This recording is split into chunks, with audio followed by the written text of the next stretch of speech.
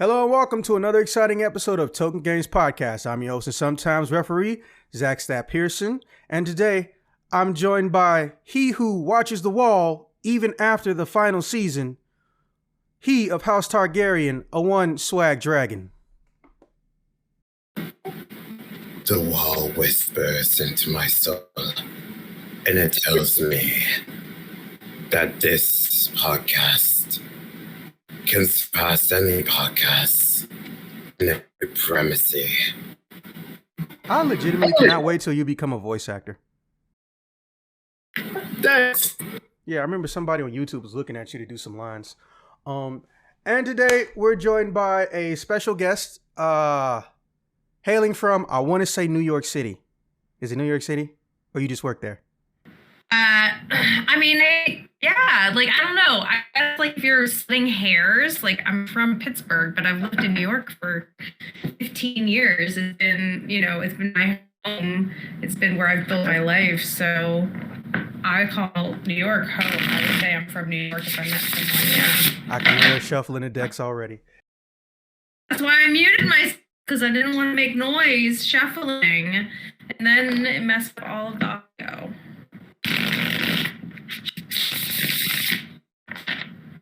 We have a very, the way I look at it, epic person. Let's see, Emily and MCG. So Emily, why don't you tell them a little bit about what you do and what you're into? Thanks, Zach, for having me today. It's so good to be hanging out with you in swag. I like to call myself a recovering Broadway publicist and tarot reader. So I'm a tarot reader, and I spent a long time working on Broadway, doing PR for Broadway shows and things in and around the Broadway community. So that's why New York City is home. So is there anything you're currently working on that you can discuss? I'm not really sure if Broadway stuff is ever private or not. Yeah, I'm working right now on a fun show that is a holiday show off Broadway called A Sherlock Carol. And it's a mashup between a Sherlock Holmes kind of vibe and A Christmas Carol. And so Sherlock Holmes is solving the mystery of Scrooge's death, which is really fun because it's Scrooge at the end of life. It's not the Scrooge we meet in A Christmas Carol. It's not like the, really beaten by life and miserly kind of old, after he's transformed. So it's fun to see that character like that. And then it's Sherlock Holmes is one that's Scrooge pre-transformation and goes through that Christmas Carol journey. And it's a lot of fun. So I've been enjoying that, and I've been working on a Broadway tarot deck, my own tarot deck, created and inspired by Broadway characters. So all the different archetypes that you find in the tarot cards, I've been sort of mining the musical theater canon for them to put together a deck, which has been fun. I'm enjoying the process. It's definitely a process. Well, I'm sure this, yeah. Insane. Also, for those who are listening, there will be links in the description. We were in the script pick. It was so exciting. Yeah, I honestly wish there was we respected Broadway as much as we claim we do in Chicago. Don't get me wrong. Yeah, it's great here in Chicago. But yeah, we'll just I don't know what I'm gonna call this one on Spotify. I'll call it probably surviving 105-degree temperature, parentheses, why am I still alive? That sounds like a good place to start. All right, so first off, let me just give a little bit of a medical precursor. I'm one of those people that grew up around smart parents, unfortunately. And I don't say that I wish my parents were stupid. Jesus Christ, no. I've seen the children of stupid parents. My thing is just that I'm one of those people who didn't really realize the knowledge I was given until I started getting around other kids and also adults and realizing what they didn't know. So for those who don't know, my mother and is one of the people, though, don't get me wrong, me and her have our issues, but I honestly feel like she's one of the bravest people in her era to go into the medical field. My mother used to be a nurse, but she was specifically a nurse in the era when you could get away with doing anything to a minority. Anything. She was a nurse, but they made her deal with patients that were coming off of drug crazes 3 to 4 times her height and weight because they didn't want to call the Caucasian orderlies over to help get people down. And this is when the job of an orderly was kind of sort of new. They weren't even called orderlies at the time. They were just guards or medical guards. And she stuck it out until eventually, well, she changed careers and got into the federal government and was treated a lot nicer. But, you know, progress is progress. It's never instant. It's always slow. So she taught me a lot of medical information, but there were some things that were left out. But it was because there was no way anyone thought I would encounter them. Now, my father's a little bit different. It's weird, but my father is possibly originally the original simp. And before anyone jumps down my throat, given the fact that he's old as dirt, what I mean by that is instead of letting women walk over him, he was too trusting of his first wife. Even when his own children and his neighbors told him she was cheating on you, you fucking idiot. He didn't believe anybody until he literally caught her. However, he learned his lesson and he was a great father to my sisters and my brother. Yeah, they butted heads sometimes, but it's going to happen when you raise kids. And then he had me last. I am actually the last of 9 kids on my father's side. But most people don't think or know that or even ask me if I have siblings because I give off that only child vibe, whatever that even is. So I know when I have a medical problem or I know when I'm facing something, I know to go to a professional. However, here's where I screw up. If something hits me slowly over time, I'm one of those people who might wait until it's too late. I don't ignore the pain. I don't register it as a problem until it becomes severe or chronic. That's bad because you're supposed to be preemptive about your health. So that's why I got screwed over. But I'll provide links and pictures where I can to this story because it's going to be interesting. So for those who may or may not remember, your boy was trying to work at TSA. At this point in October, this would have been the 3rd time I would have been a federal agent. So yeah, I'm very familiar with government regulations and all that jazz, right? Now, one day on the way to work, because my schedule became out of my control and I was not given any control of it because I found out quite literally that, when they told me on the phone, you can control your schedule once you get in, it was kind of sort of like a double entendre / half-truth. You can change your schedule because, see, I was listed as a part-timer. I only signed up for a part-time position. I never applied for a full-time position. You can't switch between those until half of a year has passed. Or if you get a special emergency change, you can still only do it once you have completed your basic TSA training, which usually takes 2 months. So speed forward to the end of October. I'm getting ready to go back to part 2 of my training. I had the on-site training already. There's 4 layers to it. There's classroom, then on-site practice, then there's a classroom again, and then a final on-site practice. I'm getting ready to finish up my final on-site practice if I'm lucky and they filled up my training book with my hours correctly, right? However, on the final week, right before the final week of on-site practice, a rapist decided he wanted to get on the train and, try to rape somebody. I didn't like that very much, and neither did my fist. And the guy on the other side of the train's fist, and the other guy on the side of the train's fist too. So yeah, we basically jumped his ass. And this is on the way going to work. Now, let me see if I can go and pull up that stuff because I wanted to make sure my bosses didn't try to say I was lying. I don't have being a douchebag record at work, but I want to make sure they understand that, hey, I was not, and nor would I ever make up something like that.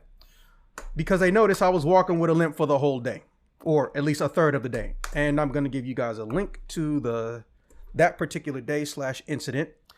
I don't know if you can see it, but I'm going to also put it in your direct inbox, Emily. Wow. Again, on the way to work. Now, don't get me wrong. I've been riding the trains in New York, California, Chicago, practically since I was 6 or 7.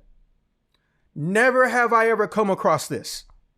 In broad daylight, in the morning, too. So, yeah, there's the link. It's in the texting page. This tall dude who I don't know, says, "Hey, man, they give out awards for that." I was like, "Bro, I don't care about no award. I just want the dude to get arrested and hopefully she can get charged with something by that girl. She did not deserve that." Mind you, he didn't succeed, and I made sure of it. Here's what happened. So I hit the emergency stop button thingy, and we're all wrestling this dude off of her. And unfortunately, the train conductor opened the door right as we're all like bum rushing this dude and separating his hands from off of her. And we're noticing he's trying to fight and grab the other people, pulling them off of him too, right? So there's literally a 6-person ball. Now, when the conductor opened the train, guess whose knees landed directly on thick ass concrete? That's right. We rotated just enough when the door opened so everybody's weight came on my knee. Mind you, it was only from like maybe 3 seconds. That's 6 people, which means it's over 400 pounds on my knee. My right knee was so messed up, I literally peeled through my skin layers on my kneecap. Oh my God. Yeah. So, thank goodness you were all there. yeah, like, and here's the thing. I'm on the other side of the train in La La Land with my headphones on. I don't even notice anything until I just hear, "I need a man." I was like, is somebody drunk on the train? And I stand up and I look, I was like, oh, hell no. And I darted from the other side of the train. It's like, okay, let's get this dude. So we stayed on him for a good 10, 12 minutes. He was wet, unfortunately, on the part that I was holding down, until the cops showed up. And the video I have, as you can see from the link, is right when we were starting to be able to get the cuffs on this crazy bastard. Yeah. Wow. So I go to work, and here's the dumb part, or here's the scary part. The place I worked at was called ORD. Now, if anybody knows, all airports in North America or most countries have a 3-letter acronym. But ORD is very special, and I'm going to tell you why. It in and of itself is almost a tourist attraction, but it's listed as a Class X airport. Swag, do you know what Class X airport means? Is it like similar to like first class or something? You're not too wrong. This means that it is considered a premier airport, and that its growth and property and landmass is ever expanding, meaning that it's always in a state of growth. They're always putting down new areas that connect to different terminals. Literally, this airport has not stopped being constructed on since like the 70s. It's extremely popular. The irony, it's not in the fucking city. People think it's in the city because they say, oh, it goes to Chicago. Well, Chicago has a lot of big, giant suburbs, even though they have few people in them. ORD is technically in a place called Rosemont, Illinois. But Rosemont, as big and famous and as much stuff as it's got around it, has never even had a 5-figure population in like close to 20 or 30 years. They've only got 7,000 people. But because of the airport, they have at least a 6-figure amount of people coming through every single day or every single month. Funny how that works out. However, I got told to go and file a report. Again, remember, this incident didn't happen at work, but I have to file a report.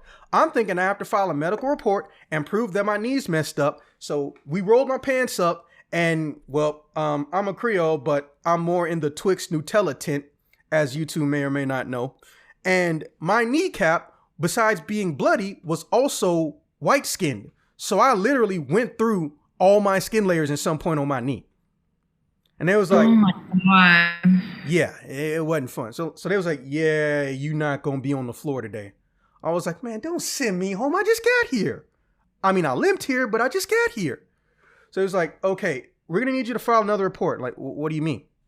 Okay, so that was a verbal report, but what we want you to do is we want you to use certain computers in a certain space.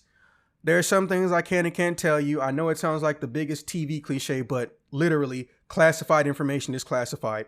But they wanted me to do a report in a certain area, in a certain place, on certain machines. And I went and did it. However, the distance from where I was at and where I was supposed to work that day and that machine is roughly almost half of a mile. They didn't give me no chair. They didn't let me use the electrical disabled wheelers and nothing. I had to limp all the way there. Then when I got in there, I know, right? Then when I got in there, these machines were taking a long time to boot up. So even though the report might take me 5-10 minutes, it ended up taking close to almost half an hour. So then my manager happens to come in there with some supervisors and an HR person because, well, they wanted to basically nail somebody who wasn't me to a wall for doing something. And it terrified me because the only time you see those three simultaneously go after somebody is when you're in deep, deep trouble. They're nice ladies. I honestly respect them. I don't think they secretly hate me or anything, but if I ever end up working at TSA again, I wouldn't mind working under or with people like them again. But they was like, did you finish your report? I was like, the computer took a while and I'm finishing it. So now we're all leaving, but obviously I'm limping, so they're all gonna go ahead of me. So now I gotta walk back. Then they tell me, hey, you're not gonna work on the floor today. We're gonna send you downstairs, but you can use the elevator. I was like, thank you. You're gonna send me to sit in a chair all day? Yes. I was like, thank you, because my knee is gonna thank you. So I go downstairs and they send somebody with me and I let them know what's going on. And I was like, man, am I in trouble? Are they gonna kick me? He's like, bro, you're gonna be perfectly fine. You have nothing to worry about. I mean, I hope you're right. I'm the new guy. I'm not trying to get in trouble for nothing at all. Then, literally, not 20 seconds after I say that, we get a call on the radio saying, hey, we need Pearson to come up here. It's urgent. Send him up. We'll send down a replacement. Bro, you want me to walk again? Oh my God. So I get up, I go to the elevator, and they tell me, okay, they want to meet you in the manager's office. Here's the thing. The manager has 3 offices and they don't know which one she's in. So I go to the wrong one first. And when I go over there, they say, oh no, she's in the one furthest down. So now I've almost walked 2 miles on my knee. No wheelchairs, none of the elderly electric giant carts, metal carts, nothing. And it looks weird because I'm TSA and they see me limping around like a zombie. I've even seen people pass me and say, hey, Pearson, how you been, bro? Ooh, are you okay, man? Why aren't you sending up? You didn't sleep well last night? No, I beat up a rapist on the way to work and he messed up my knee. But what really happened? And in my head, I'm thinking, man, fuck you. Why would I joke about something like that? But also, I'm the new guy. I haven't logged 30 days at this job. They don't know if I'm messing with them or not. And I just let it roll off. And I was like, no, that actually happened. And they want me to come to the office for some reason. Like, oh, well, hey, man, I hope you get better. And hey, good job, bro. I was like, hey, thanks. So I hobble my ass over into this office. I shit you not. First thing she says to me is that, hey, in your report, you said that the police came and got this person, right? It's like, yes. Oh, well, we want you to talk to our head of police for this airport, Roberta. I was like, oh, okay. Is there a problem? Am I in trouble? No. Why would you be in trouble? I don't know, man. Y'all keep making me do reports and stuff. And I'm the new guy. Don't worry, I'm not going to say that too many more times.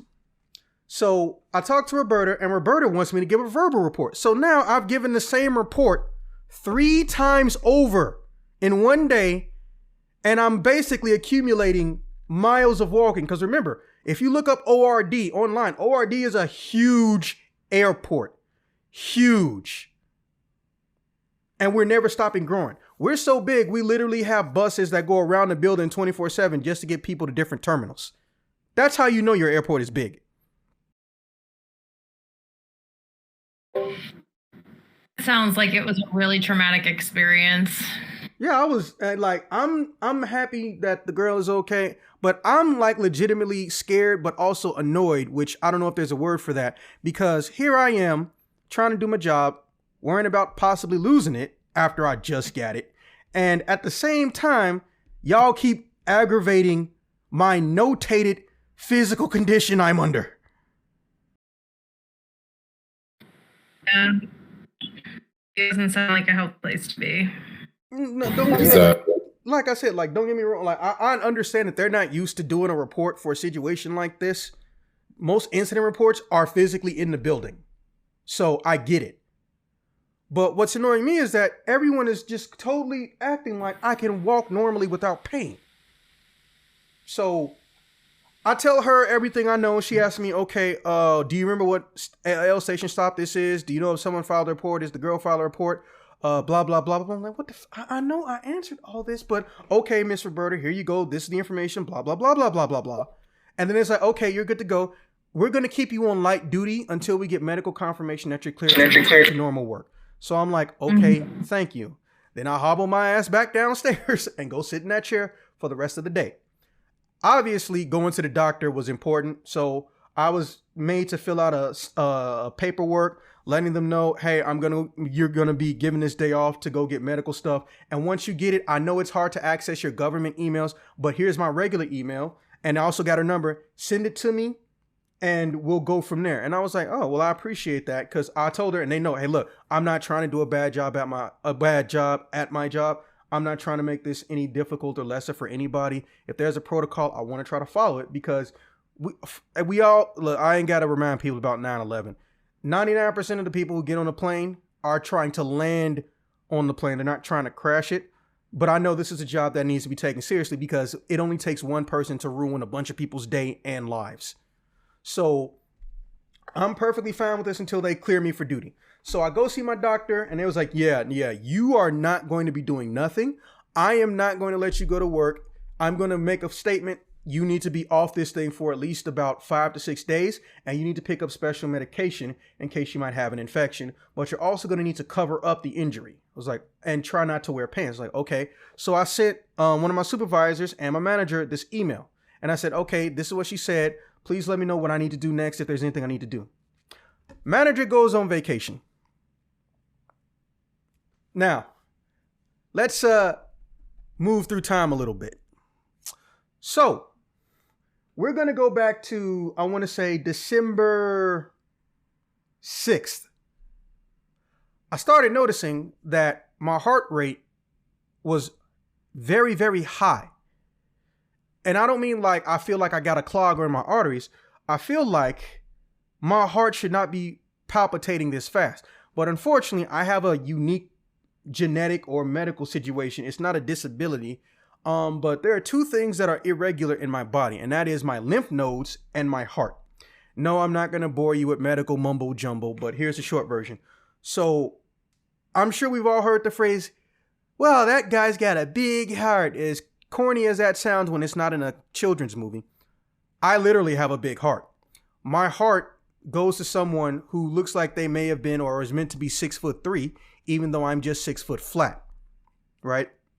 Your heart size is somewhat related to your fist size, which is how doctors can easily notate if the size is irregular. So my heart is bigger than the body that it goes to. And I've almost always had an irregular, faster heart rate or heartbeat without any complications and without my heart being stressed out. My lymph nodes, long story short, lymph nodes basically help your body deal with toxins and flush them out. But my lymph nodes are huge, and they shouldn't be. Normally, huge lymph nodes mean that you're fighting off some form of infection, or your body's having trouble or is processing a lot of toxins, whatever that even means for the human body. So they get swollen when you're basically in some type of healing or you're fending off something. But my lymph nodes are just naturally fucking huge. Because of this, doctors have been telling me, hey, listen, we know you got large lymph nodes, but it's hard to distinguish if you might be fending off some type of serious illness or not. So every 2 years, we want you to see if you maybe have a tumor or something, more dangerous and serious. Get your lymph nodes looked at so we can make sure nothing's wrong. So every 2 years, essentially, I have a looming threat of death in the back of my head. I know they meant well, but you can't just tell somebody, hey, we're not sure if you're dying every 2 years, but we want you to get a checkup every 2 years about your lymph nodes. However, in this particular case, my lymph nodes was right, and possibly the only thing that might have saved me. So I went to bed that night, and I woke up in the middle of the night, and I thought I left the heat on because I was sweating to the point where it looked like I just pulled my bed out of a rainforest.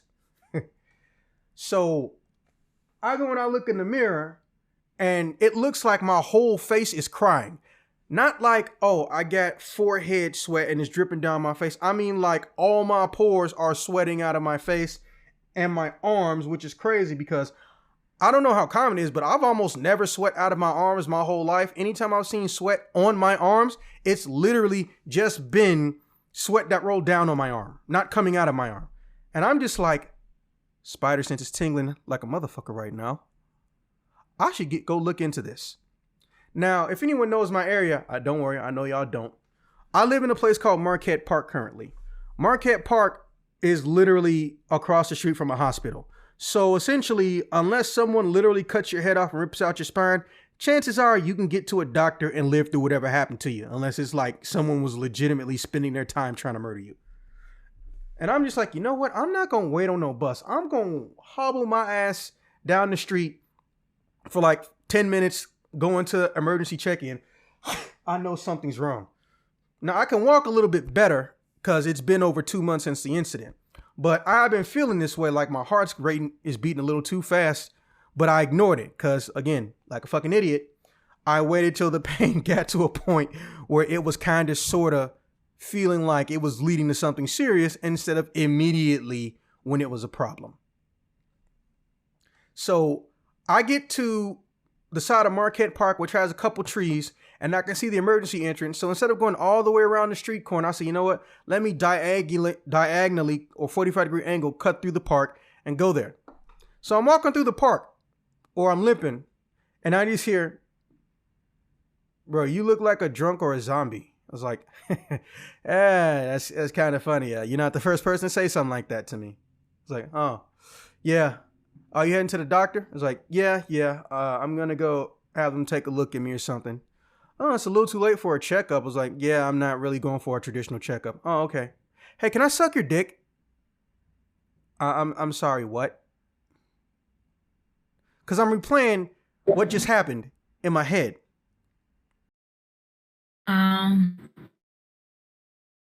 Wow, that's crazy. Like, have the way it all compounds into itself, just like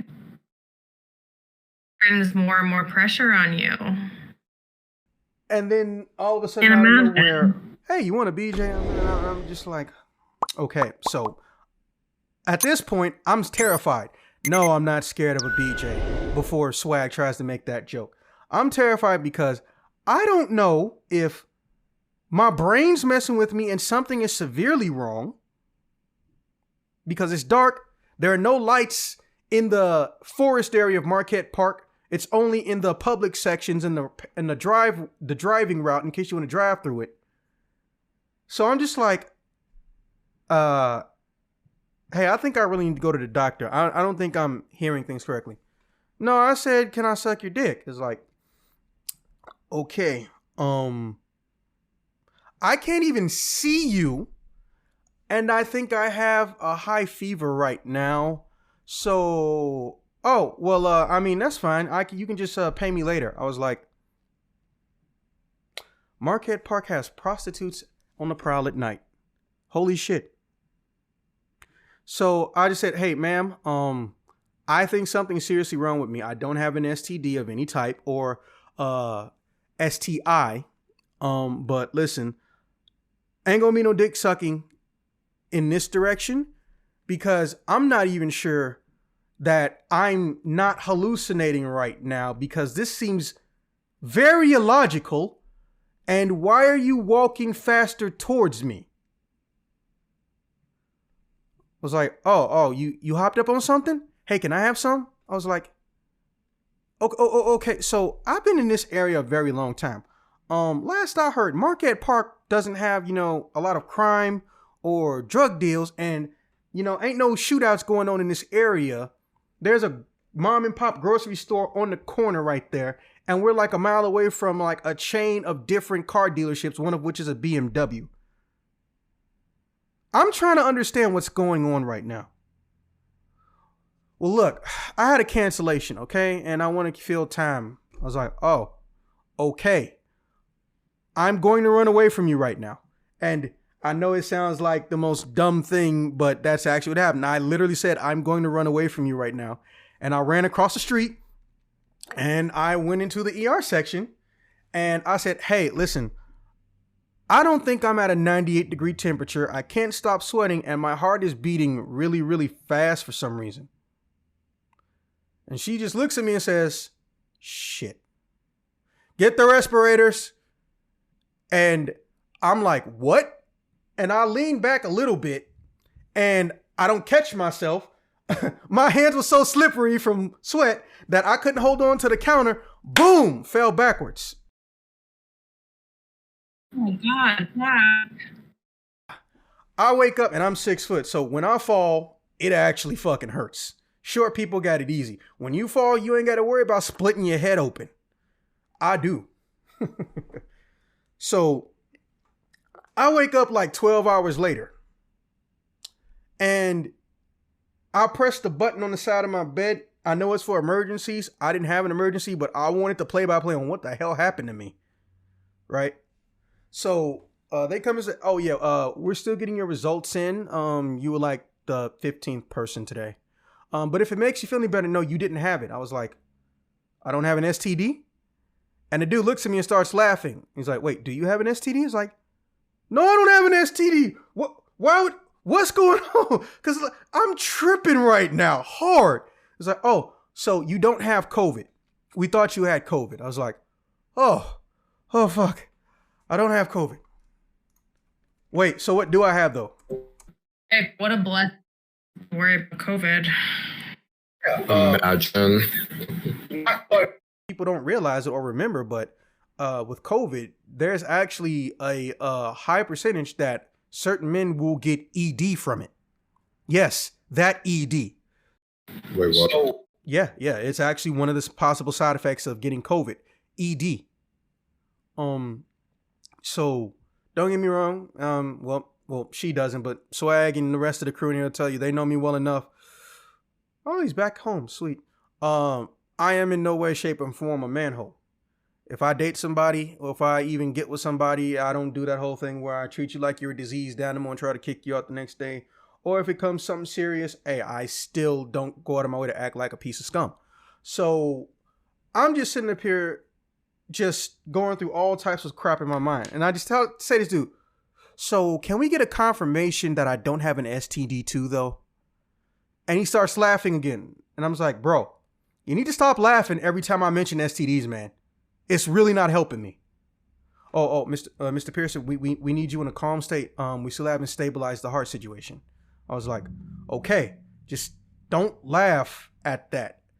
I get the situation may have sounded ironic or kind of funny, but man, I don't know what's going on with me and I blacked out in the hospital. That's a new thing for me. It sounds terrifying across the board. Yes. I went from thinking I just had a fever to getting offered a BJ to blacking out in the hospital. For me, it felt like 30 minutes, but as I told you, it's been 12 hours. So I sat in there for a little while. I tried to look for my phone or my clothes. They didn't want me to get out the bed. So I was like, okay, I'm going to watch some TV. And eventually about an hour and a half passes. And I say, hey, I got insurance, so can I get food? It was like, oh no, we'll bring it to you. We don't want you going downstairs. I was like, okay. They bring me food and this nurse comes in and I really wish she didn't. I really, really wish she didn't.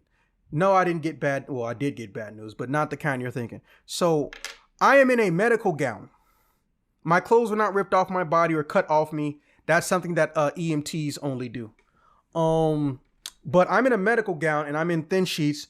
And unfortunately, this nurse is extremely beautiful. So I've decided I'm going to put my pillow in my crotch because I don't want to look like A, Trump, B, some type of sex crazed pervert. I'm not. And C, whatever else might have been going on in her head, because I like avoiding awkward situations with women, or literally not being in awkward situations with women.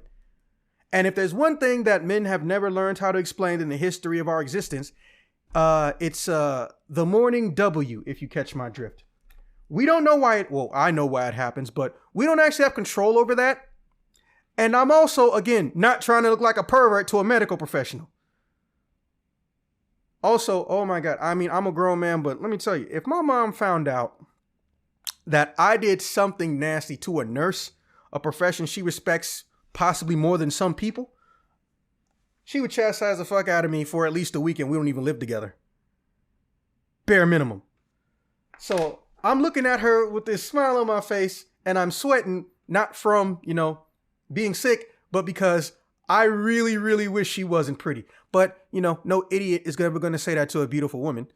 Or at least I had regular pants so I can properly hide things. And she's like, Mr. Pearson, are you okay? It's like, I'm alive and I don't have an STD. Yes, I heard what Michael discussed. I'll be having a talk with him later. I was like, thank you. Don't get me wrong. There's a certain way you should and should not act. I get that we all can have jokes even at work, but the man literally gave me a damn near a heart attack, making me think I might have had something. So she tells me everything. It's like, okay, Mr. Pearson, we're going to have to give you brain checks, brain scans, and also possibly do some complete and total body exam. Urine, blood, analysis, all that. I was like, okay, so I know I don't have COVID. What happened? Mr. Pearson, you fluctuated between a 105 and a 108 degree temperature, and we don't know why you're alive. And she started saying a bunch of other stuff after that, but my brain did that thing you see only in movies where someone gets information, they stop blinking, and everything around them just goes mute or slowly sounds like Charlie Brown's teacher. Wah, wah, wah, wah, wah. I was literally experiencing that. Because my first thought was, okay, I'm in the middle of getting ready to re-enlist in the Navy. And when I say in the middle, I mean, I already got a recruiter because my doctor, my primary healthcare physician, not this hospital, my doctor is 2 blocks down from an actual naval recruitment office. And my entire future and career has just been destroyed, or my chance at having a type of future I want has just been fucking destroyed. That's what I'm thinking in my head. But at some point in time, she realized something was off. So she came over there and hugged me, and she snapped me back in, and she patted me on the back and said, hey, listen, you're okay, but we want to study you and make sure nothing else is wrong. Okay. Nothing is wrong. You're not going to die. And thank God that pillow didn't slide off. The pillow's the MVP in this story, as far as I'm concerned. And I told her, thank you. I appreciate the help. How soon can we get these tests done? Oh, well, we had already got permission from your emergency contact and liaison in the event of, unconsciousness. My mama, you can just say my mama, to go and run a battery of tests. But we still had 2 more left to do. And I was like, okay, let's get them done. So then she gave me a sheet and she went over it with a highlighter and she said, hey, don't worry about these parts right here. But of course, she went over it with the highlighter so I can still read those parts. And like an idiot, I didn't listen. So basically, she gave what would be a medical explanatory sheet or informative essay packet about high temperatures and your brain. Right? So essentially, she gave me a packet that says, hey, you normally you should have permanent brain damage. And I didn't. But that's the part that I read. It still makes you even more scared. Yeah, or in my case, it made me feel as confused as the medical staff was. Like, why am I still alive? And I started doing random things that people don't normally do. What is the earliest memory I have? What is the last thing that ever happened to me that I can remember before today? I'm giving myself, and this is something that's very common and they don't want people doing, I'm giving myself mental tests to see if I have any mental faculties that are gone. Yeah, but that's a bad thing to do because you can make yourself hypertensive and you can literally stress your body out. So I say, you know what? Let me stop. I read the part of the package I'm supposed to read. So essentially, and this is very scary. Did you know that your brain can start cooking as early as hitting a 100-degree temperature? Your brain can start cooking. And remember, I was going between 105 and 108. That's wild. I should be dead. Here you are, living to tell the tale. How beautiful is that? Trust me, like his entire life is just like one huge sitcom that he told. Oh yeah, she's so okay. much. So let me elaborate on what he means by that. So the way life stories work is I let anybody tell a story. It doesn't matter if it's, deep and heartfelt or it's comical, if it scared you at the time and you now find it funny. I'm the one person who seems to have the most stories out of everyone, or the most stories that are longer than 2 minutes. So because of this, literally most of life stories is just my friends found out I'm recording on this and they said, sweet, let me get some food and popcorn. I want to hear what happened. Apparently, as well, Emily and about 10 other people made me realize, I attract chaos, but I don't cause chaos. At least not on purpose. So because of this, that's probably why stand-up was a little bit easier for me. I'm going to tell something that people always assume, yes, it's true, about doing any stand-up. Yes, it is true that most life stories that they tell did happen, but they don't happen in the way that they're describing it, or they're literally making up a story because they know that their job is to tell a story, not necessarily tell you the truth. However, I didn't have to do a lot of that. And mind you, before my agent, I was on year 9.5 or 10, depending on who you ask, of doing comedy, and never have I ever been booed off a stage. Yet I still have this giant fear of being booed off a stage before and after I get off. I don't know why. You would think 9 years of not fucking up, that thought will leave my brain, but no. And most of the stuff I mentioned were actually things that happened or things that I saw happen. And to this day, it still annoys me. Mind you, don't get me wrong, I'm not super famous. I'm not going to sit up here and lie and tell you I know this person, that person, whatever. I was making enough to live comfortably for a little bit, but then I came back to Chicago and I realized, oh man, I can get work, but I cannot live off this shit. So yeah, it is what it is. But a lot of people I would talk to would literally tell me, bro, I know you made that up. It's okay. Our job is to tell stories. We make our stuff up too sometimes. Like, no, that shit happened. And then if I go and show them some of the people that related to the incident, they're like, holy shit, bro, that's insane. I was like, yeah, what's more insane is you're a complete and total stranger. And you're going to come up to a complete and total stranger and tell me I'm full of shit and I'm lying when I don't even know you and you don't know me. But you seem so comfortable with doing that. Yeah, it's like the white supremacy, patriarchy, heteronormative society. There's some irony in that statement, because literally every single person that ever came up to me and told me I was bullshitting was a middle-aged or an old white dude. There's some irony in there somewhere. Of course. No surprise at all. Well, I'm so... Go ahead, Swag. No, I was just going to say, I legitimately just found it strange because I was never born or raised by arrogant people, and any arrogance I would have as a child, it got cursed out or beaten out of me because I had good parents and they didn't want me to turn into a Hilton or a Kardashian. And when I go into a place where I'm new or I know I'm around a lot of people experience, I stay humble. I ask them, do they want to teach me? I ask them, is there anything that they want to impart on me?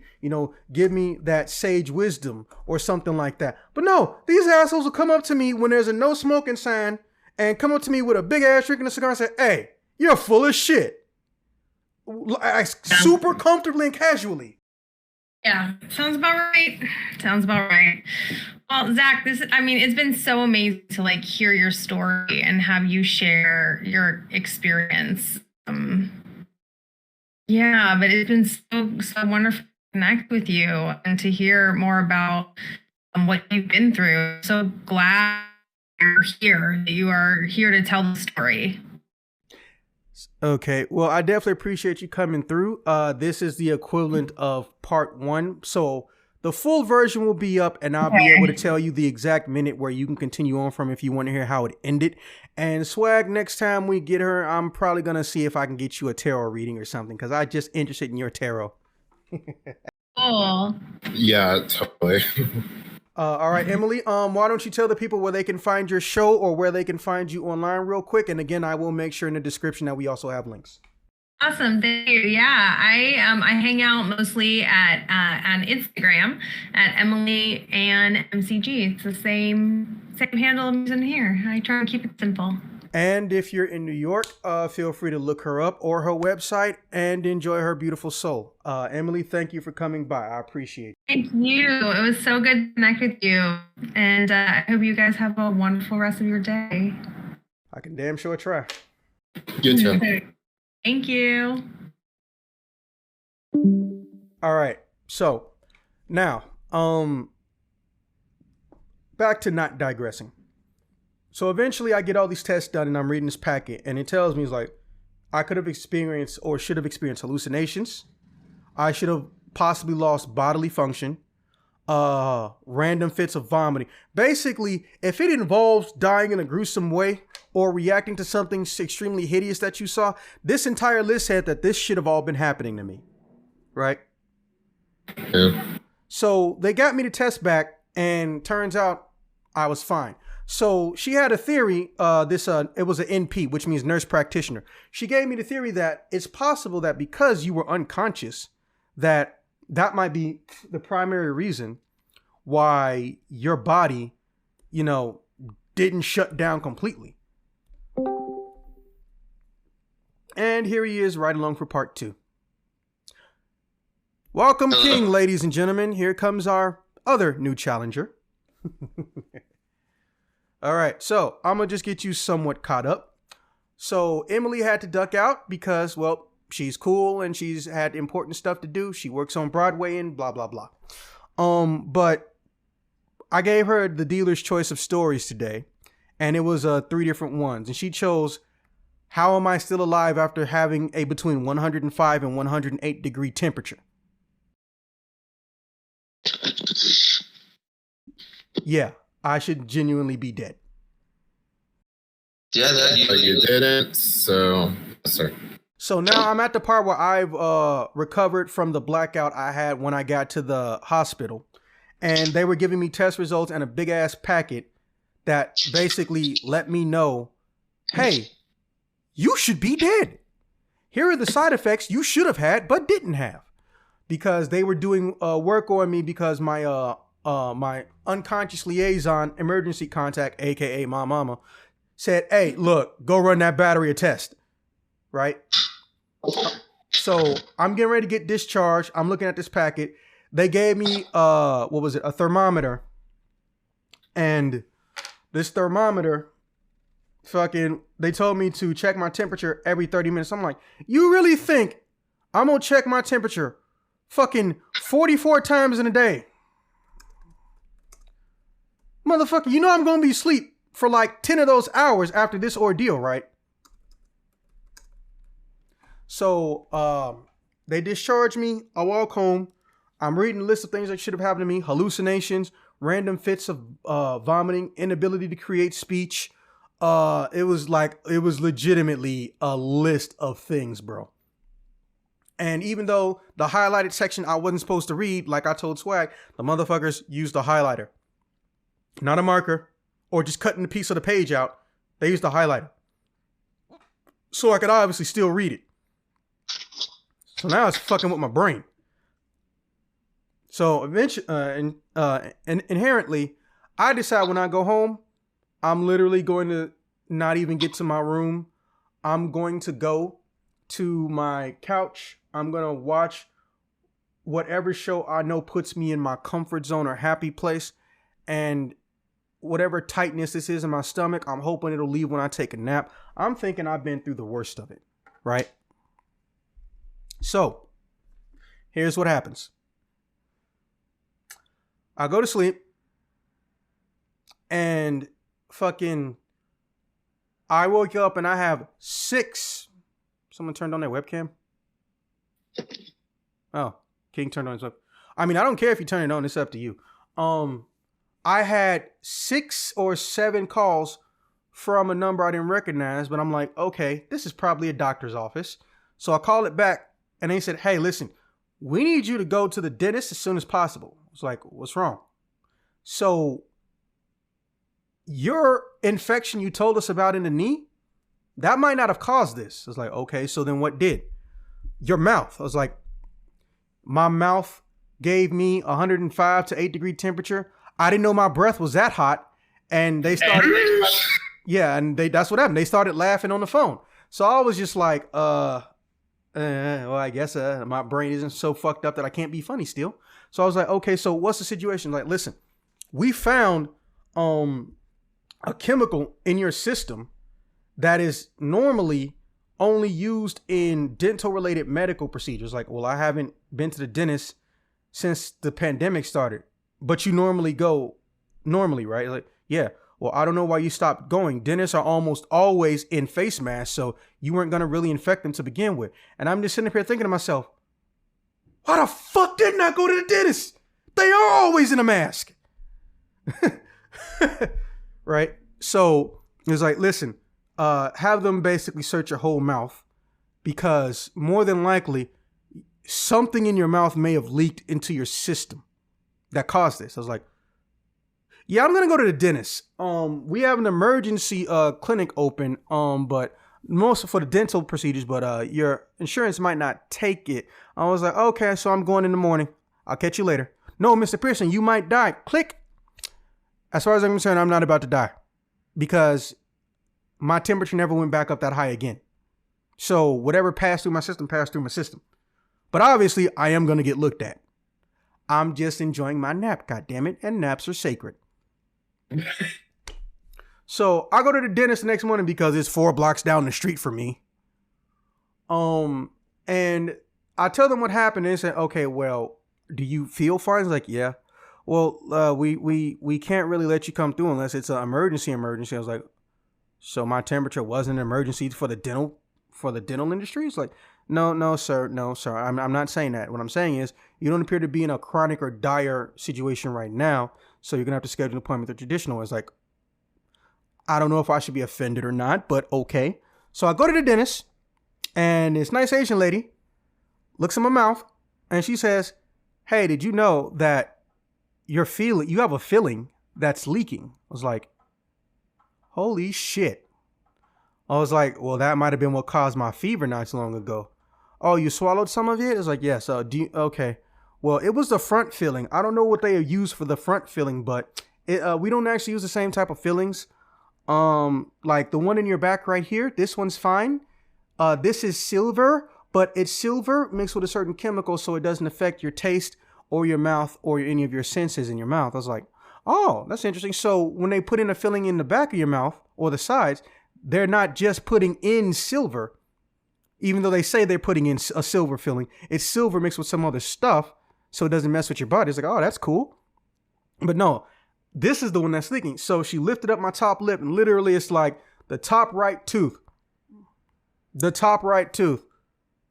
trashed.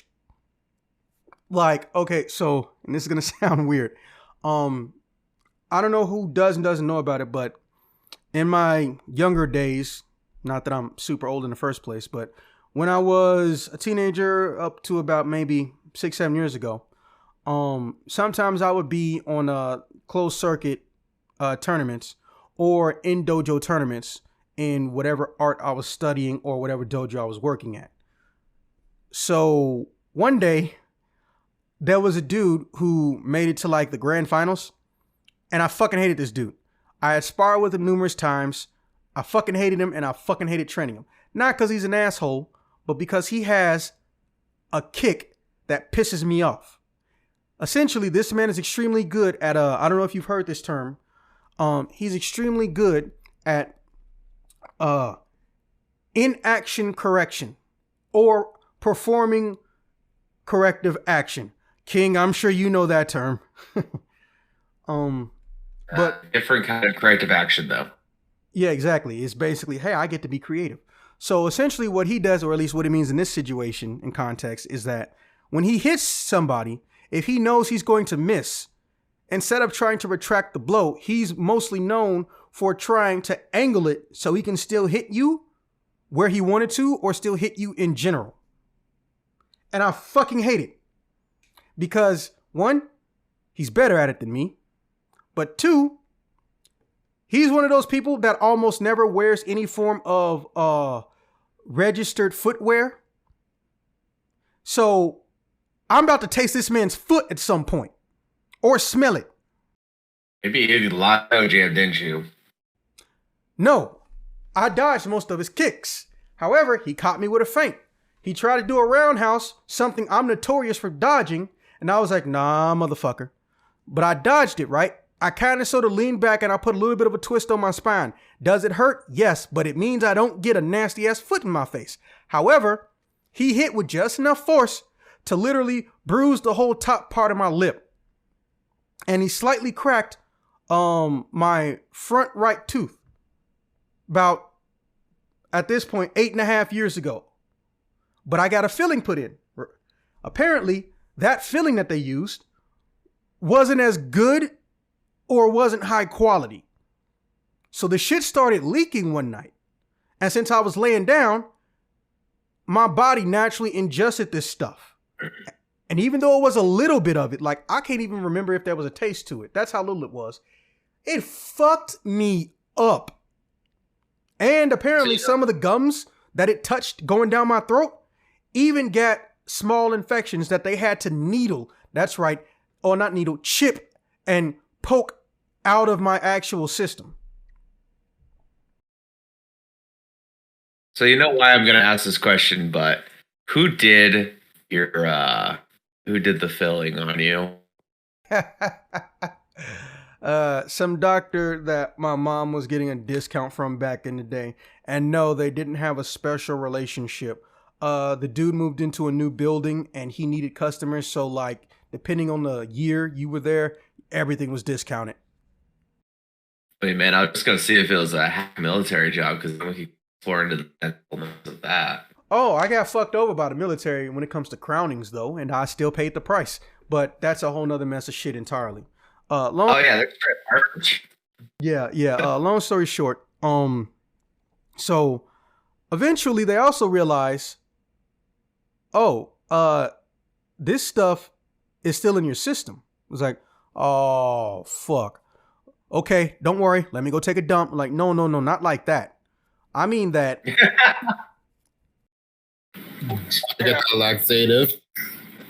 Somehow, or at some point in time, this stuff got on your skin. I was like, what do you mean? There's a part of your stomach that's feeling hard. And it's swag, as I mentioned earlier, I said I felt like I had a knot or a heavy piece of something weighing on my stomach. I was kind of sort of right. So this shit sunk into my skin pores. And it was having some effect on my body internally. Or at least on my stomach, right? And they pulled my shirt up and they touched the area. Because at this point, I'm still going to doctors and getting checkups all the time. This is day 2 because I had a follow-up with the doctors from the hospital. And they were like, bro, we may need to operate on you. And I don't want to alarm you. I know you're still in recovery. But we may need to operate on you, but if it makes you feel better, it'll be a very simple procedure. It's like, okay, thank you for saying this in a calm manner. What's the problem? Well, I'm going to have you get a belly x-ray, but I think you may have exposed to some type of chemical or toxin that seeped into the pores around your stomach area. Mind you, it doesn't seem to be like a lot of it, but it looks like it's spreading and having some type of hardening effect around your navel area, which is one of the most vulnerable places because, well, the inner side of your navel, if anything pierces there, it's extremely easy to get inside the rest of your system because there's the least amount of resistance and the least amount of material to go through in the stomach. I was like, can I be unconscious for this? And he's like, oh, sure, of course. I was like, sweet, let's go. So I called the dentist back. I know I'm time elapse and shit. But reminder, King, you haven't been here. I live on near Marquette Park. The left-hand side of Marquette Park has a fucking hospital right there. And the dentist is 3 blocks down from my crib. So I'm literally less than a 10-minute walk from both a hospital and a dental office. You basically get to live in life. Yeah, basically, if I get hit by a car, I'm probably gonna not die where I'm at. Like if you die here, someone took their time trying to kill you. So I call him back and I say, hey, let me get a reschedule. Like, but Mr. Pearson, we really need to get in your mouth. Oh my God, I put the phone on mute and started laughing. And then I told him, like, hey, listen, okay, let me know what all you got to do. And we'll have it done half now, half later. Well, we can get it all done in one day. You're underestimating my interest in having needles in my mouth, ma'am. I'm not scared of a dentist. I just hate needles. I really fucking hate needles. So I get knocked out. Now, here's the scariest thing you can do when you're knocked out and having a surgery. I woke up while being operated on. I woke up while fucking being operated on, man. So, I shit you not.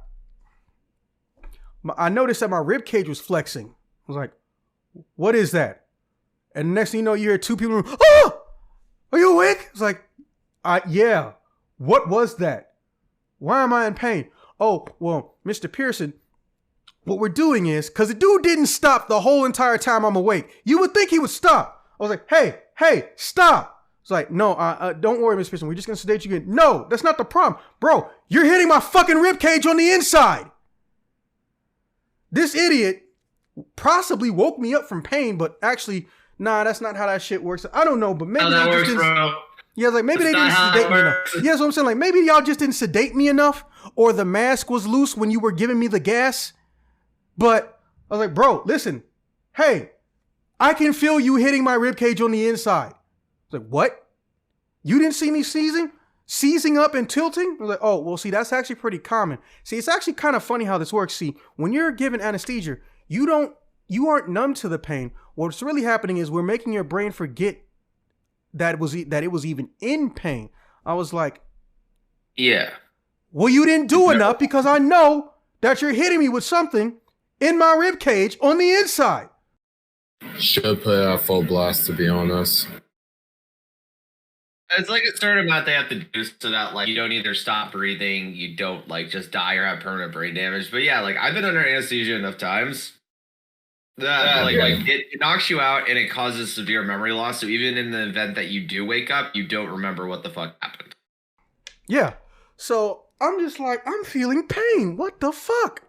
Like, and here's the thing. I know he was working on like my stomach area and the whole torso, but I only felt it in my ribcage. I'm like, bro, whatever shit you got apparently didn't affect my ribcage that much or something. I don't know. So I just told this man, hey, why don't you turn your light on? No, the medical office was not darkened. Literally, you can't really do a medical procedure if it's dark. He's wearing a headlight, but he didn't turn it on. And then the nurse or whoever was helping him looks at him and is like, seriously, Mike? So she turns on his headlight and he looks at me and is like, oh, what? And then they put the mask back on me and I wake up the next day. Yeah. Sound like some malpractice looking shit, don't it? You went from like waking up too early to that almost killing you. Like you're supposed to be under anesthesia that long. Well, the way I look at it is like this. He's been doing this procedure so long, and based on how he was working, he was trying to get the fuck up out of there. That's what it was, honestly. But the problem I had was that, bro, somebody else fucked up because he's not the anesthesiologist. He's the surgeon. So the anesthesiologist fucked up. But if they hadn't fucked up, I would know that this man is beating my fucking ribcage up. I'm like, bro, you went in a hole near my navel and you fucking up my ribcage? So then when I woke up and tried to sit up, he said, I tried to sit up and I immediately, and the dude in the room next to me was like, hey, bro, don't do that. You want to use the bed to tilt up. I was like, I'm pretty sure I can sit up perfectly fine. Bro, I'm telling you, you're not looking at what I'm looking at. Like, what do you mean? So I tried to. I don't sit up because I don't know this guy, but he's obviously not an asshole if he's trying to get me to not hurt myself. Like, you know what? Let me roll over. Oh, was that a dumb idea? So I try to roll over and look at any wires or shit in my arm and whatnot, or look down on the ground, and I'm just like, like I couldn't scream, but I made a noise that apparently sounded like a zombie trying to yawn. That's what I was told. Been there. Oh, you got like 5 holes in you right now. It's like, someone shot me? It's like, no, 50, you good. I was like, that's actually pretty funny. Any other situation that could have been a little racist, but that was pretty funny. I was like, listen, wherever they poked you, they only went in one side. They didn't go through you. But they said that there's 2 on both sides of you, so that's 4. And well, I can see the one from the front. I was like, I got 5. He was supposed to only been doing one thing. What else happened? And I was like, I don't know. Maybe you can check your chart. Or wait, are you comfortable with me getting your chart? I was like, oh, do they really still clip it to the end of people's beds? I was like, well, yeah, but sometimes they just literally have them like on the door too as well, I was like, oh, I've never really like had a big surgery, so I didn't know. That's a HIPAA violation. No, it's a HIPAA violation if he doesn't have my permission. If it's open view, that means it's not secured, which means your private information is open to the public or to individuals who don't need to know. That's why they do everything on the computers now. They used to do the charts at the end of the table, but they moved away from that for the fact of like people walking by who didn't need to know about your shit, seeing it and like knowing more than they're supposed to. That's why they do everything on computer system where you need login codes now.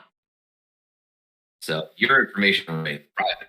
Yeah, well, luckily it's a surgical aftercare center, so wasn't really nobody coming in unless they visiting somebody, and it was late night. So I don't foresee anybody stealing my shit that way. So I was like, hey bro, just go ahead and get it. I'm not gonna charge you for shit. I'm trying to figure out what all the fuck happened. I was like, well, they told you what the surgery was before you got here. I was like, yeah, but I woke up while they were operating. And he was like, oh, snap. Dude, cool. And I'm just like, I feel like I'm talking to a different person now. Like, don't get me wrong, I'm used to accents, but the dude bro guys usually only speak fluent dude bro. This guy fluctuates. Like, sometimes he sounds like King, and then other times he sounds like a surfer cliche from a Saturday morning cartoon. I was like, what the fuck? Okay, well, that's interesting. Bro, what you trying to say about me? That you speak non-dude bro. Surfer dude, bro. Yeah. So, I was like... That's just like your opinion, dude. Like... Now he's trying to do it on purpose. So anyways, I was like, okay, pass me this chart, all this stuff. And so I look at it and I'm just like, okay, so they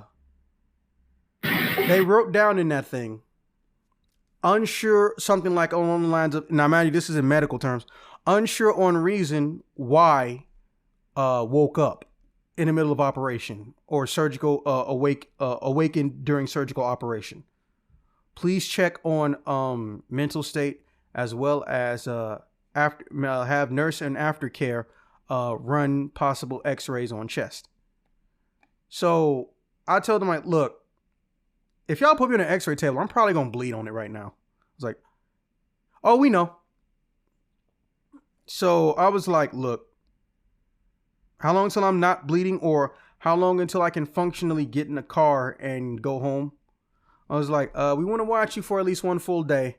So you can leave right now if you want to. I was like, what, you just said you want to watch me for one full day? You've been out of it for quite some time, Mr. Pearson. I was like, what?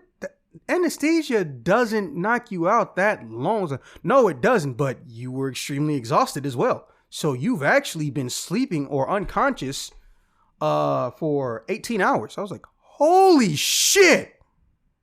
That's the best nap ever.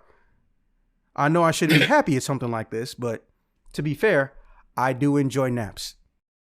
Bro, in adult life, how often do you actually get a solid 24 hours that you can do nothing but sleep just to recover? Practically never. Maybe once a year. Yeah. So Oh, and it. I was like, okay, well, give me like 3 hours. I was like, okay. So I get my stuff. Luckily, I didn't come with much. It was cold as fuck. But they let me wrap a towel around me. I didn't tell them I planned on keeping it because, hey, I was scared of bleeding outside when it's cold. Because here's the crazy part. Bleed out doesn't necessarily mean your blood came out of you. Bleeding out just means that something can be leaking out of you. So some of the fluids they pumped in my stomach or solution, whatever you want to call it, yeah, it had a red color to it. So even if I wasn't bleeding, it would look like I was bleeding. So I was just like, you know what? Let me keep this towel on because I don't want to have to worry about warm solution flowing out of my body when it's cold. And I'll slowly, and I mean slowly, walked home. Like I said, it's a 15-minute walk, 10-minute walk on a good day. It took me at least an hour to get home. I went slow. Now, this is where it gets a little creepy. So I was like, you know what? Let me try to shorten this route. So I cut through my own alley, right? And I see this girl coming down the alley. I don't know this girl. I have nothing bad to say about this woman. I don't think anything bad about this woman. She's smiling at me. And I'm just like, well, fuck. I hope she's not trying to do anything because besides not feeling entirely attractive right now, I'm bleeding more than that time of the month in multiple directions. So I just like, let me ignore her. If she says hi, I'll say hi. And she's, hey, so you don't have to run, You could have just said no. Also, you didn't. So can I still suck your dick? I was like, The fuck? you? Me what? You're the one from inside the park where there were no lights? It's like, yeah. Okay, so are you the reason they put up those signs about no prostitution in this area? I was like, hey, those signs got nothing to do with me. I was like, are you not a sex working prostitute person type? Yes, that's actually what I said. I don't know what the fuck I should and should not be calling her. All I know is I'm not trying to pick a fight. For all I know, she could have got the way she is, not by choice. Someone could be forcing her. I don't know the situation. And as you all know, I treat people on a case-by-case basis. One porn star's personality is not beholden to every other porn star. And any sex worker and or prostitute's personality is not beholden to somebody else. Every situation is unique. Also, I ain't in a position to do no type of ass kicking or even getting a verbal altercation. So I was like, hey, listen. I appreciate the offer, I think. You think? I was like, I don't even understand why you're offended right now. Listen, I don't really want to spend money on sex, especially right now. I went to the hospital. They gave me some bad news. Someone had died from COVID? No, but I currently have extra holes in my body. You have extra holes in your body? And she started smiling. And she said it really loud. So, like an idiot, I did exactly what I did last time. I just started running, got to my door, and I locked it, and I'm pretty sure I blacked out on my kitchen. No, I didn't bleed out. Obviously, I'm still here. But a lot of solution was on my floor. And it took like a whole week to get the stains out. The end. So yeah, kids, let that be a lesson to you. When someone wants to suck your dick after almost dying, run.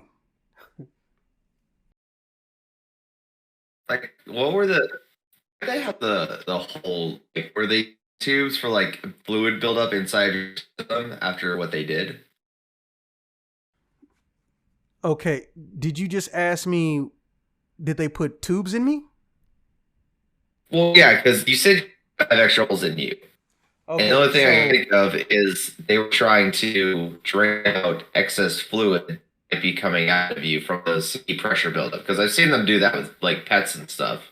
Okay, so essentially, the holes they put in were points of entry from when they put the shit in me, right?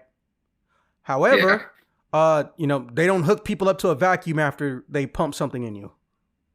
Yeah. So I had to basically self-drain however I saw fit. And when I self-drain, gravity was doing the heavy lifting in that relationship. So I could have stayed there and self-drained, or I could have gone home, possibly fucked up some sheets or a couch, and self-drained. Because the act of even standing upright could cause self-drain. And, if I want to have them pump out of me, it could be viewed as some form of liposuction. And even though I don't fear or have a problem with liposuction, last I heard is that liposuction beats up your nerves on the inside. So even if they take the fat out and you can't get fat anymore in that area, because that's actually how liposuction works. I don't know why people think you can get fat all over again. You literally can't unless your body defies the laws of reality. It's extremely painful. So I was just like, you know what? Path of least resistance. I already got to get my mouth shot up like a few days after this. And it was really just ports of entry where they pumped in whatever shit they pumped in. Well, mostly knowing you, I feel like your body sort of defies some logic in biofunctions and all that, but yeah, it's weird. Oh yeah, so King, you missed this earlier. My heart's actually the wrong size, so I literally have a big heart. However, as corny as that bullshit sounds, what I actually have is just an enlarged heart, but it's not enlarged due to a medical complication. My heart is just bigger than it should be. So I'm 6 foot, but my heart may go to someone who is 6'3". Also, my lymph nodes, the thing that's meant to help your body fight and fend off toxins, are larger than they should be, to the point that doctors tell me to get a 2-year checkup on my lymph nodes, because lymph nodes are only supposed to enlarge when they're fending off some type of a toxin. But since my lymph nodes are far larger than they're supposed to be normally, doctors can't properly discern if they're just normal and nothing's going on, or if, hey, something's going on, you're possibly dying. So practically every 2 years, I got to get a lymph node checkup because, well, one day I might hit the death lottery and it'll be toxins instead of just, oh no, we're working as normal. However, my current theory on why I survived having that 105 and 108 degree temperature, which you missed, is primarily because right when I got to the hospital, because I was sweating so much, I couldn't grip the front desk when I started falling and I fell unconscious. So my brain was shut off, or most of it was shut off, while I was going through this 105, 108 degree temperature. Also, I didn't maintain it for 5 minutes and up, because your brain can start cooking as early as 100 degree, which is 2 degrees away from your normal internal temperature. That still terrifies me. We're always 2 degrees away from brain damage. I mean, it's always crazy, like the amount that our bodies can take and survive, but also just how fragile and sensitive they are to like any little things. It's like, yeah, you're always 2 degrees away from death, but at the same time, like, there are people who've literally fallen out of planes and landed on the ground and somehow fucking survived that shit. But goddamn, I got the sniffles and I died. A literal biomiracle. Yeah, I don't know which parent in particular I got it from, but a lot of eerie signs point to dad, and I'm gonna tell you why. Because ye old Walter Pearson, yes, that's his full name. He's so old, he was born before middle names were important. He had OPD my whole life. In fact, he was diagnosed with it before I was even born. They told him he would only have 4 years. If he played his card right and he exercised and ate right, which he fucking didn't, he might get 6. This motherfucker got 22, 23 years and did not eat right or exercise. And he had OPD. That's not normal in the slightest. But at the same time, no medical professional has come up to me or any members of my family that I'm aware of and said, hey, can we study you motherfuckers? It's just one of those things that it's not normal, but no one did shit about it.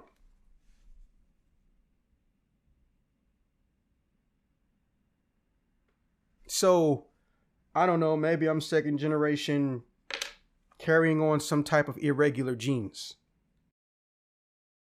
Just gene mutations happen in the body, they pass on. Sometimes they make you more apt to survive certain things.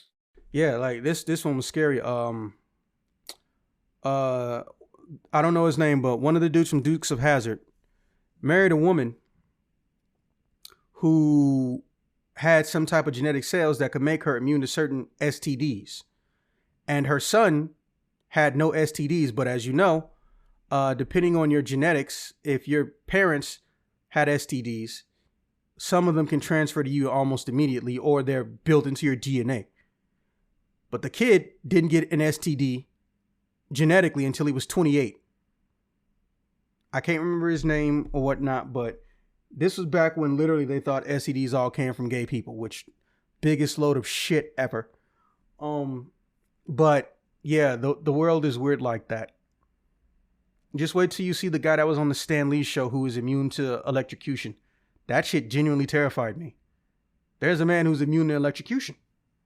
And he was on an old Stan Lee show about literally finding people with supernatural abilities. For weird?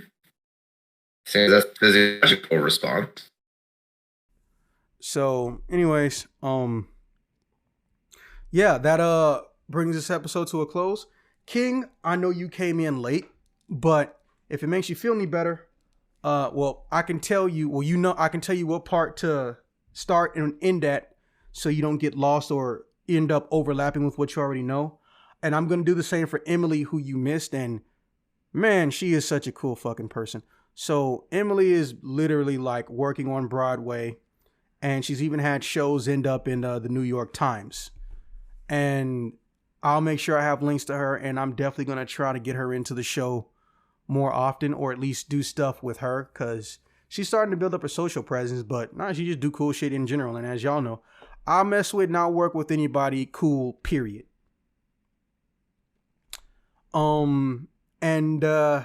Swag, hey, your neighborhood, you know, when you get a chance, or if you get a little bit of scratch, feel free to go to one of her shows. I'm pretty sure you two will get along. And we'll possibly try to do one of her tarot reading things or tarot card stuff, because I've always been curious where exactly tarot came from, origins and stuff like that. Zodiac, I somewhat understand. I don't know how Zodiac came to be, but there seems to be a Zodiac in a lot of popular ancient civilizations. But tarot is one of those mysterious things to me. I thought it was mostly based on like specifically Christianity and all that. Nah, most people who I know do tarot are either witches or, oh no, not witches, a Wiccan, I think that's what it's called. Or they just are people who like the idea of seeing if the universe is linked in some way, shape, or form. Technically, they're not wrong. But my thing is just that I just like getting to know cool people. If tarot's what she's into, then tarot we shall talk about one day. And since I got you both here, just a reminder, next year, we might be doing a name change, but don't worry, still be cool. We might just go down to Token Podcast because, well, we were never just talking about video games in the first place.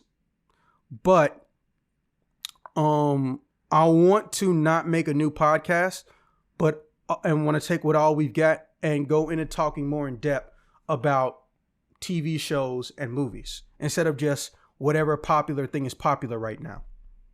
Right?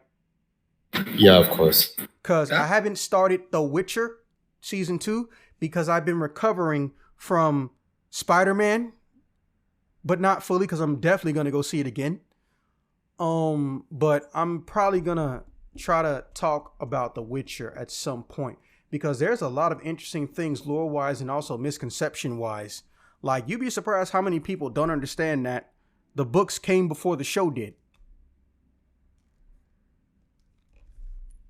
As somebody who's read the books, I mean, I'm going to do that, but I mean, audiobooks are always a thing. Some of them are even audio. I think there's even 2 audio dramas for The Witcher based off the books. But yeah, that's pretty much it. With that being said, I will see you guys when I see you guys. If you're looking for swag, please take note of the annotations at the end of the screen. And for Emily, head into the description or just look at the video and what I showed you earlier, and feel free to say hi or tell her I sent you. I appreciate you guys coming, and Emily, if you listen to this later, I definitely appreciate you coming through. We've been trying to consistently book women in general for quite some time. Don't get me wrong, this isn't a sausage fest and they're not scared of us, but as I think I told King some time ago, I somehow have been extremely good at selecting smart women, but they usually are terrified of the idea of being brought up in the public eye. Like, they're scared of gaining fame, even though this is a small ass podcast. So they usually stay for a few episodes and then they leave, which, hey, more power to you. I don't control you, and I'm not trying to control you. Participating is optional, and I still respect them and love them all dearly, except for one person, but we're not going to talk about her. And if you want to come through more often, that's cool too. Or hell, if you need help with something in the future with video editing or whatnot, or if there's something you want to try to, put up on Spotify or something, feel free to look me up to help. You ain't got to pay me. You scratch my back, I'll scratch yours. All right, with that being said, I will see you guys next year. Ho, ho, ho. Take care.